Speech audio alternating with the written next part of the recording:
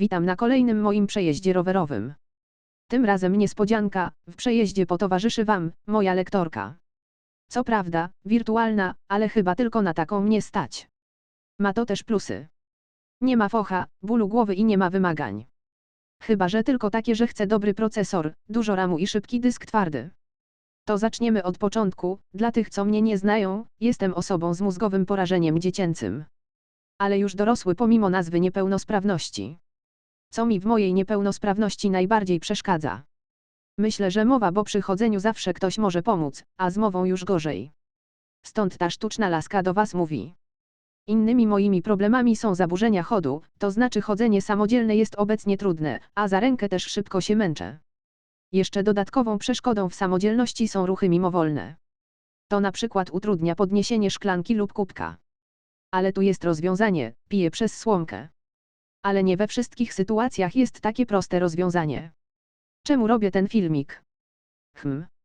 Może chcę popróbować nowej pasji. Też dodatkowa motywacja do wyjścia na rower. Ogólnie przez tą sytuację obecną na świecie, nawet nie mogliśmy, jak co roku, wyjechać ze znajomymi z Fundacji Podróże Bez Granic, na kolejny wyjazd rowerowy, którego brakuje. Chcę też innym pokazać swoje okolice i trasy, którymi zazwyczaj podróżuję. Nie będzie tych tras zbyt wiele, ale kilka. Dzisiejszą trasę podzielę na kilka mniejszych filmów, bo zdaję sobie sprawę, że takie na przykład 30 minut poświęcenia na patrzenie, że tylko ktoś jedzie na rowerze, to strata czasu. Postaram się podzielić to na maksymalnie 10-minutowe timelapsy. Tylko czy będę miał o czym przez 10 minut do Was pisać? A ona Wam czytać.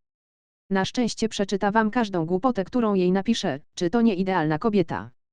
Zgadza się ze wszystkim. Zawsze możecie napisać, o czym chcecie ode mnie usłyszeć. A raczej od niej. Na pewno nie będę poruszał tematów polityki i religii. Nie znam się na tym, nie interesuje mnie to.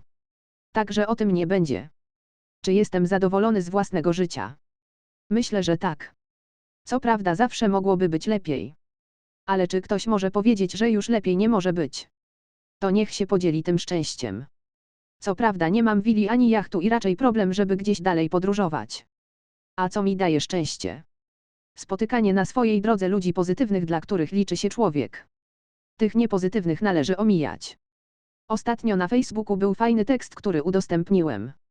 Nie podchodź do byka od przodu, do konia od tyłu, a do idioty w ogóle. Także żyję z tą zasadą i w zgodzie z własnym sumieniem.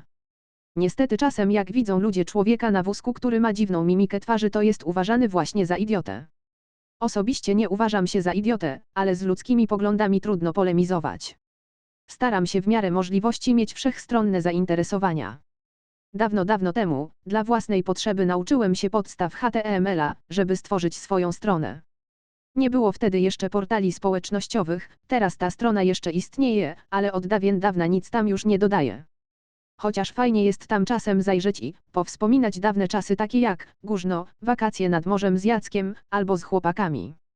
Teraz wszystkie moje zdjęcia, wspomnienia lądują zazwyczaj właśnie na Facebooku. Lubię podróże, tylko to trochę powiedziane nad wyrost. To nie są wyjazdy na inny kontynent, ale miło wspominam wyjazdy zagraniczne i te krajowe.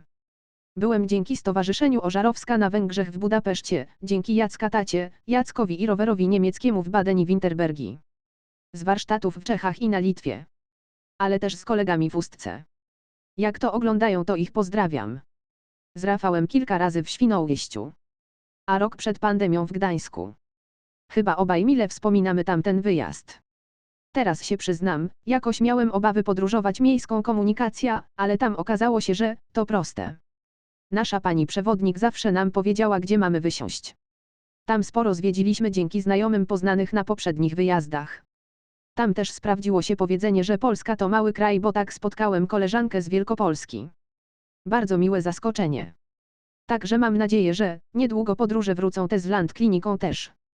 Pozdrawiam Was, chłopaki. Z Jackiem mam plan, może marzenie.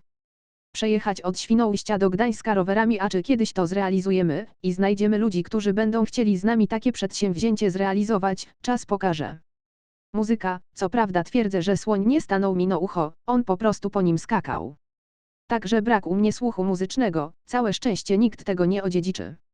Ale lubię słuchać szant, poezji śpiewanej, polskiego rocka i popu. Daje przyjemne odprężenie. Niektóre pasje z nami zostają, inne przemijają na zawsze. Obecnie oglądam takie vlogi jak Mocny Vlog, Podróżnicze, Vlog Kesha, Bez Planu i wiele innych. Zwiedzam Japonię obecnie na rowerze dzięki kanałowi Aiko i Emil. Jak jeszcze mi jakaś moja pasja wpadnie do głowy, to w następnym odcinku trasy. Pewnie to będzie droga przy skrzyżowaniu autostrad A1 i A2. Chyba to moja najprzyjemniejsza trasa, pomimo hałasu aut. Okej. To na dzisiejszy odcinek byłoby na tyle. Nie jestem youtuberem, nie wołam subskrypcji ani polubienia. Do następnego odcinka. Miłej jazdy do końca filmiku, emotikon uśmiech z przymrużeniem oka.